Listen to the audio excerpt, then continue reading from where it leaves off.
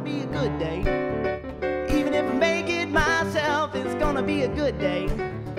I don't need no one else, I'm gonna have a good day.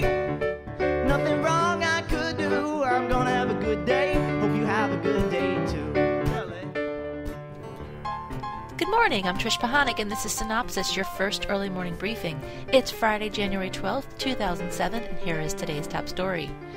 Come on, don't be scared, it's just TV. On March 1st, NBC Universal will launch a new horror cable channel called Chiller, or should I say Chiller, which will be designed to play across all platforms, including linear, HD, video on demand, and broadband, and appeal to the adult 18 to 34 crowd. Content will be NBC Universal library series and films, including The Birds, Psycho, Twin Peaks, and Tales from the Crypt, as well as acquired programming. The channel will be carried on DirecTV, making the new network immediately available in 12 million homes. This will be the second horror-themed network to launch in the past 3 months. The Comcast-Sony broadband channel FearNet launched on October 31st. We have more good stuff coming up, but first this message from the Jaconi S1000. And remember, if you had a promo or a commercial in this video, we'd all be watching your stuff right now. Tired of vacuums that say that they suck, but they don't? Try the new Jaconi S1000, the suckiest vacuum around. Sucks on thick carpet. Sucks on area rugs. And boy, does it ever suck on bare floors. It's a revolutionary new system that makes it suck so much. So if you want a product that really sucks, buy the Jaconi S1000. Jaconi, also makers of the True Air Whistle. No whistle blows more than ours. Coming up under more good stuff, Sopranos kills on A&E, Mark Burnett will produce MTV Movie Awards live, handful of pre-Nappy syndication notes, and new series for Lifetime, Style, and TV One. The premiere episode of The Sopranos on A&E drew 4.27 million total viewers on Wednesday night, giving it bragging rights as the most viewed off-net premiere on basic cable ever. The episode that immediately followed delivered 3.45 million viewers.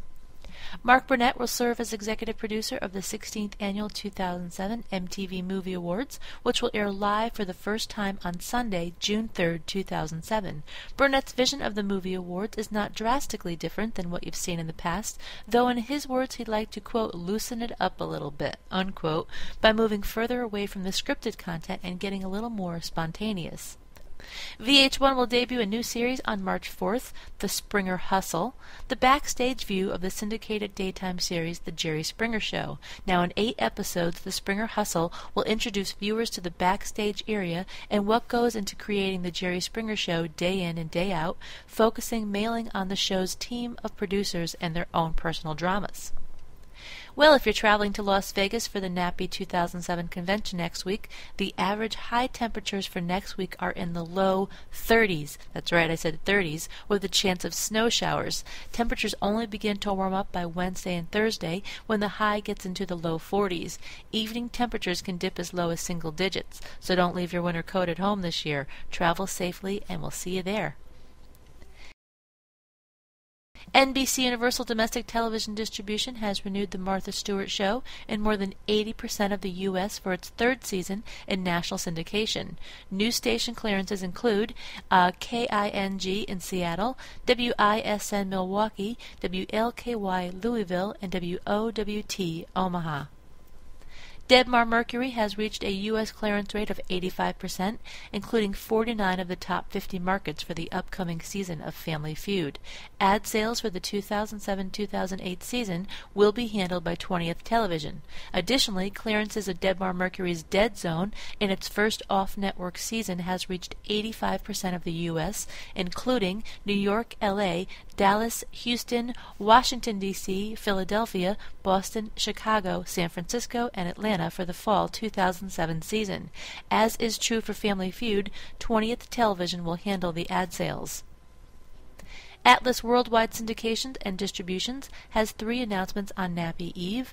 Syndicated reality courtroom series Eye for an Eye will return for a 4th season.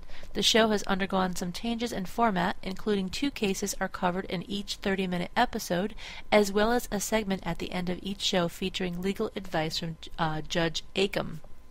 Atlas has picked up the distribution rights to library episodes of Acapulco Heat, produced by Keller Entertainment, starring Catherine Oxenberg, Brendan Kelly, and Fabio. This show will be distributed as a daily 30-minute strip with a 60-minute weekly episode. And speaking of Keller Entertainment, also from this company, Tarzan, which is also now a part of the Atlas bill of fare, starring Wolf Larson as Tarzan. This show, as Acapulco Heat, will also air as a 30-minute strip with a 60-minute weekly. On to production and development, a new series coming from Style Network, Dress My Nest, is set to launch on March 28th and utilizes a slightly different perspective in interior design. This show begins with what you have in your closet to provide the design inspiration. Oh my gosh, if they ever went into my closet, my whole house would be black. Alright, this project will be hosted by Tom Felicia, who you know is one of the 5 on Queer Eye. Also, 2 shows make their sophomore season returns, Style Her Famous with Jay Manuel and Split Ends.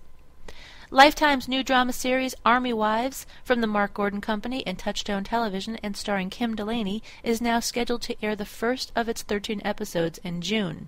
And a new series ordered by Lifetime, State of Mind, described as a quirky and comedic series starring Lily Taylor as a therapist with her own personal problems. Produced by Shepard Robin Productions in association with Warner Horizon Television, the series is scheduled to debut this calendar year. TV One has another new reality series coming to primetime, I Married a Baller. Features football player Titan Eddie George and his wife singer Tamara Johnson George, a.k.a. Taj. This show documents the reality of life as a football player's wife, and the show will likely join the schedule in April. ABC is given the go-ahead for a pilot based on the crime drama Philip Marlowe from Touchstone, this one updated considerably and set in the 21st century in L.A. The original Philip Marlowe series aired on ABC in the late 50s. Additionally, ABC has greenlit a project called Pushing Daisies from Warner Brothers TV about a guy who can bring people back to life by touching them. And last on the list, but certainly not least, NBC has ordered a pilot called Zip. It's a comedy about a grifter dad and his kids struggling to live the good life in Beverly Hills. This project is from Reveille and NBC Universal TV.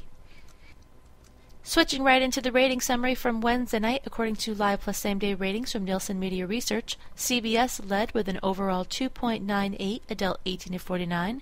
The President Spoke from approximately 9 to 9:30, and for CBS that means the 9 o'clock and 10 o'clock shows ran about 30 minutes off the clock. At 8 o'clock, the premiere of Armed and Famous on CBS led with a 2.98, while both NBC and ABC earned a 7 share for the hour. From 9 to 9:30, when the Prez spoke, NBC's coverage led with a 2.87, with ABC and CBS each averaging a 6 share for the half hour. Immediately following at 9:30, NBC was still in front, joining Deal or No Deal in progress and averaging a 3.69. At 10 o'clock, CBS led with a 3.39. And the myth of today: mobile homes are mobile and can be moved from place to place. Nope. Mobile homes are not meant to be moved from place to place, but rather were thought of as a housing unit built in a factory rather than on site and moved or taken to a place where they will be occupied. This was done because it was a much less expensive way to provide housing rather than build on site. And that's going to wrap it up. It's a long weekend for us at Cynopsis. We'll see you back on Tuesday. And as always, be sure to check your email for the full printed version of today's Synopsis with new executive moves and more on ratings, loads of new classified ads, and a few other stories that didn't make it into this podcast, and of course tonight's primetime broadcast lineup. The music in Synopsis was composed and performed by David Stango. This podcast is a Synopsis media production in association with 311 West.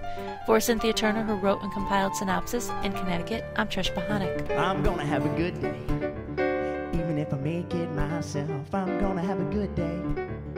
I don't need no one else. I'm gonna have a good day. Nothing wrong I could do. I'm gonna have a good day. Hope you have a good day too.